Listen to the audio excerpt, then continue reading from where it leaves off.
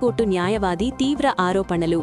హైదరాబాద్ అమీన్పూర్ పరిధిలో హైడ్రా కూల్చివేతలు మరోసారి రాజకీయ న్యాయ వివాదాలకు కేంద్రబిందువుగా మారాయి. అయితే ఈసారి జరుగుతున్న కూల్చివేతలకు వెనుక ఉన్నది నిబంధనలు కాదని, వ్యక్తిగత పగ అని ఒక సంచలన వార్త హల్చల్ చేస్తోంది.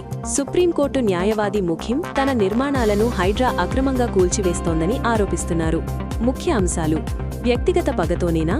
గతంలో ఒక కేసు విషయంలో సుప్రీంకోర్టు తీర్పును ఉల్లంఘించారంటూ హైడ్రా కమిషనర్ రంగనాథ్ను న్యాయవాది ముఖిం నిలదీశారు. ఆ పాత కక్షను మనసులో పెట్టుకుని ఇప్పుడు నిబంధనలకు విరుద్ధంగా తన నిర్మాణాలను కూల్చివేస్తున్నారని ముఖిం ఆరోపిస్తున్నారు. నిబంధనల ఉల్లంఘన: ఎటువంటి ముందస్తు నోటీసులు లేకుండా, చట్టపరమైన ప్రక్రియను అనుసరించకుండా ఈ కూల్చివేతలు చేపట్టడంపై న్యాయవాది ఆగ్రహం వ్యక్తం చేస్తున్నారు. రంగనాథ్ వర్సెస్ ముఖిం: ఒకప్పుడు కోర్టు తీర్పు విషయంలో తలెత్తిన వాగ్వాదమే నేడు అమీన్పూర్లో ఈ ఉద్రిక్తతకు దారితీసిందని స్థానికంగా చర్చ జరుగుతోంది.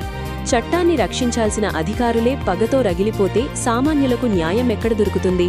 గతంలో నేను ప్రశ్నించానన్న కోపంతోనే ఈ రోజు నా ప్రాపర్టీపై దాడి చేస్తున్నారు. ముఖ్యం: సుప్రీంకోర్టు న్యాయవాది. ప్రభుత్వ ఆదేశాల మేరకు చెరువుల పరిరక్షణే ధ్యేయంగా పనిచేస్తున్నామని హైడ్రా చెబుతుంటే, మరోవైపు ఇది కేవలం వ్యక్తిగత కక్ష సాధింపు అని బాధితులు మండిపడుతున్నారు. మరి ఈ వివాదం మున్ముందు ఇంకెన్ని మలుపులు తిరుగుతుందో చూడాలి.